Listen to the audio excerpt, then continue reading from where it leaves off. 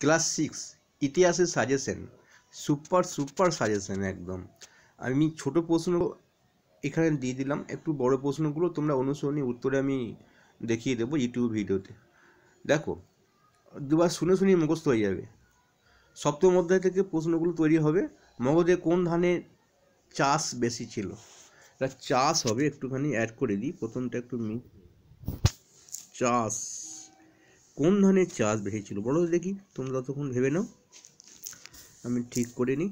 হ্যাঁ, উত্তর হচ্ছে শালি ধান। কারসাপন কি? কারসাপন হচ্ছে বহু প্রচলিত এক ধরনের মুদ্রা।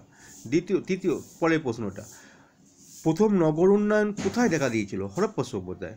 পরের প্রশ্ন, ওয়ার কথার অর্থ কী? শহর। গাথা সপ্তর্ষি কী ভাষায় লেখা? প্রাকৃত ভাষায়। প্রশ্ন, গাথা সপ্তর্ষি বইটি কে লেখেন? সাতবাহন রাজা হাল। এখানে আর একটা প্রশ্ন তোমাদের উত্তর হয়ে যাবে যে হাল কোথাকার রাজা, সাতবাহন বংশের রাজা কে, সেটাও কিন্তু উত্তর হয়ে যাবে। অগ্রহার ব্যবস্থা বলতে কি বোঝো?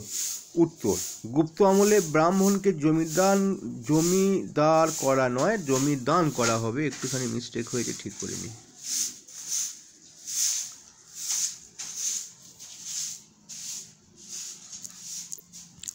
জমিদান করাকে বলা হয় অগ্রহার, মানে ব্রাহ্মণকে জমি দেওয়া হতো পুজো পর্ব করার জন্য। গুপ্ত যুগে সোনার মুদ্রাকে কি বলা হতো? দিনার ও সুবর্ণ।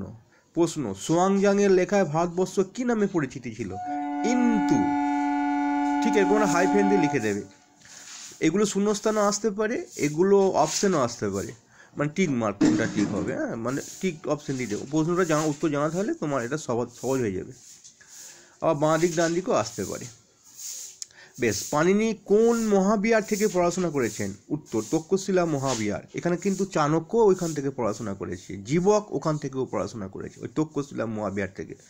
প্রশ্ন, অর্থশাস্ত্র কে লেখেন? একদম স্টার দিয়ে দাও, এটা সারা জীবনের জন্য ভালো প্রশ্ন। কৌটিল্য। প্রশ্ন, প্রাচীন ভারতীয় উপমহাদেশে কোন লিপি ডান দিক থেকে বাঁ দিকে লেখা হতো? উত্তর হচ্ছে খরষ্ঠী। রামায়ণ কে লেখেন? বাল্মীকি। মহাভারত কে লেখেন? বেদব্যাস। মহাভারতের আদি নাম কি ছিল? জয়কাব্য, বা জয়কাব্য নামটা কোথায় ছিল? এটা মহাভারতের আদি নাম। পঞ্চম বেদ কোনটিকে বলা হয়? মহাভারত। উপবেদ কোনগুলিকে বলা হয়? চিকিৎসা শাস্ত্রকে, মানে প্রাচীন যুগের চিকিৎসা শাস্ত্রকে। পুরাণ শব্দটির অর্থ কি? পুরনো। কৌরব ও পাণ্ডবদের যুদ্ধ কোথায় লেখা আছে? মহাভারতে। প্রশ্ন, বুদ্ধচরিত কার লেখা? এটা ইম্পর্টেন্ট প্রশ্ন। অশ্বঘোষ। মৃচ্ছকটিকম কার লেখা? এটা মোটামুটি ইম্পর্টেন্ট প্রশ্ন, একদম সেকেন্ড পর্যায়ে। শূদ্রকের লেখা। বিশাখা দত্তের লেখা দুটি নাটকের নাম লেখো। মুদ্রা রাক্ষস ও দেবী চন্দ্রগুপ্তম। তারপর দেখো, দণ্ডির লেখা একটি বিখ্যাত বইয়ের নাম লেখো। দশকুমার। হর্ষবর্ধন যে তিনটি নাটক লিখেছিল সেই তিনটি নাম কি? নাগানন্দ, রত্নাবলী, প্রিয়দর্শিকা। একদম ইম্পর্টেন্ট একটা প্রশ্নও আসতে পারে। নাগানন্দ কার লেখা? নাটকটি কার লেখা? রত্নাবলী নাটকটি কার লেখা? প্রিয়দর্শী নাটকটি কার লেখা? হর্ষবর্ধন। দুটি তামিল মহাকাব্যের নাম লেখো। উত্তর হচ্ছে শিল্পাদিক্রম, মণিমেকলাই। কালিদাসের লেখা দুটি নাটক, অভিজ্ঞান শকুন্তলম, মালবিকা গ্লিমিত্রম, মানে এই দুটো নাটক। এছাড়াও কাব্য আছে আরও কিছু, হ্যাঁ, এটা নাটকটা মনে রাখবে, যেটা ইম্পর্টেন্সটা দিলাম। মহাভারতে উল্লিখিত একটি ওষুধের গাছের নাম লেখো। বিশাল্যকরণী। চরম সংহিতা প্রায় কতগুলি ওষুধের গাছের নাম পাওয়া যায়? 700, প্রায় 700, প্রায় লিখবে। হ্যাঁ, একজন শল্য চিকিৎসকের নাম লেখো। সুশ্রুত। পৃথিবী গোলাকার ও নিজের অক্ষের চারিদিকে ঘুরছে কে বলেছিলেন? খুব ইম্পর্টেন্ট প্রশ্ন, আর্যভট্ট। আর্যভট্ট কিন্তু এখানে একটা প্রশ্ন উত্তর বলে দশমিক আবিষ্কার করেছিলেন। শূন্য। বরাহমির কে ছিলেন? খুব ইম্পর্টেন্ট প্রশ্ন, একজন জ্যোতির্বিজ্ঞানী। বরাহমিরের লেখা একটি বইয়ের নাম লেখো। ব্রহ্ম সিদ্ধান্ত। ধাতু বিজ্ঞানে উন্নতির যে উদাহরণ স্তম্ভটি দেখা যায়, যেটিতে আজও মরচে পড়েনি, কোথায় সেটা? কোথায় দেখা যায়? হ্যাঁ, সেটা মেহরৌলিতে। খুব ইম্পর্টেন্ট একটা ছবি আছে তোমাদের বইয়ে, সেটাও একদম বাঁ দিকে পাতায় নিচের দিকে। সারনাথ ও সাঁচির স্তূপগুলি কে বানিয়েছিল? সম্রাট অশোক। বা অশোকের স্তূপগুলো কোথায় আছে লিখলো? সারনাথ এবং সাঁচি। গান্ধার ভাস্কর্যে কোন দেশের প্রভাব দেখা যায়? খুব ইম্পর্টেন্ট, গ্রিক ও রোমান দেশের। মতুয়ার রীতিতে ভাস্কর্যে কোন পাথর বেশি ব্যবহার করা হতো? লাল চুনা পাথর। তোরণ বলতে কি বোঝো? বলছে যে এটা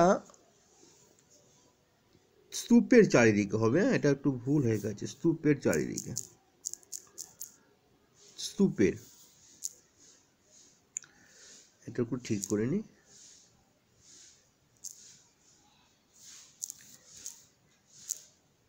স্তূপের চারিদিকে যে চারটি বড় দরজা থাকতো সেগুলিকে তোরণ বলা হতো। কোথায় পাথর কেটে রথের চাকা মতো মন্দির দেখতে পাওয়া যায়? খুব ইম্পর্টেন্ট প্রশ্ন। মহাবলীপুরমে। কোন গুহায় ছবি দেখতে পাওয়া যায়? খুব ইম্পর্টেন্ট প্রশ্ন। অজন্তা ইলোরা গুহায়।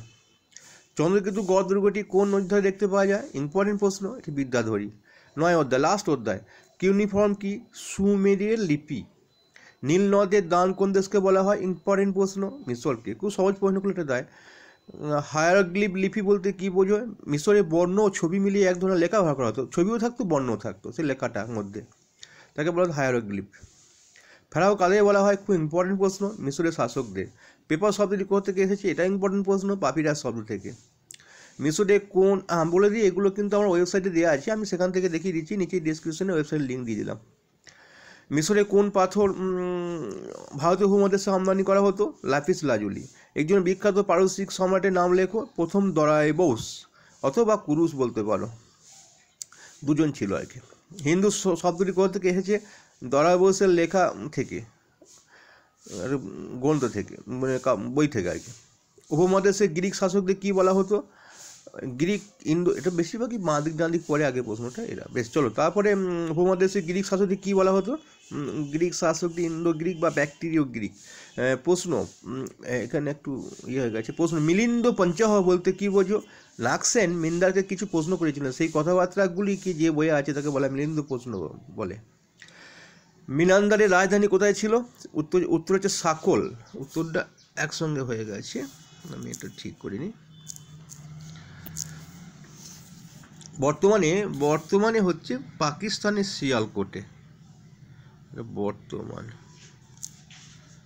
বর্তমানে পাকিস্তানের সিয়ালকোট না। তারপরে চলো প্রশ্ন, সেন্ট থমাস কার আমলে কি উদ্দেশ্যে উপমহাদেশে এসেছিল? খুব ইম্পর্টেন্ট প্রশ্ন। সেন্ট থমাস গন্ড ফার্নেসেস আমলে খ্রিস্ট ধর্মের প্রচারের জন্য ভারতবর্ষে উপমহাদেশে এসেছিলেন। বেশ, মেগাস্তেনিস কে ছিলেন? খুব ইম্পর্টেন্ট প্রশ্ন, গ্রিক শাসক সেলুকাসের দূত। মেগাস্তেনি কার আমলে ভারতবর্ষে এসেছিলেন? চন্দ্রগুপ্ত মৌর্য। ভিগুকচ্ছ কোন নদীর মোহনায় অবস্থিত? ইম্পর্টেন্ট থেকে ইম্পর্টেন্ট, নর্দমা নদী। কাবেরী নদী বদ্বীপ এলাকা বিখ্যাত বন্দরটির নাম কি? কাবেরী পট্টিনাম। ফাসিয়ান কোন বন্দর থেকে জাহাজ উঠেছিলেন? খুব ইম্পর্টেন্ট প্রশ্ন, তাম্রলিপ্ত বন্দর। জুনাগড় প্রশস্তিতে কার উল্লেখ আছে? শক শাসক রুদ্র দমনের।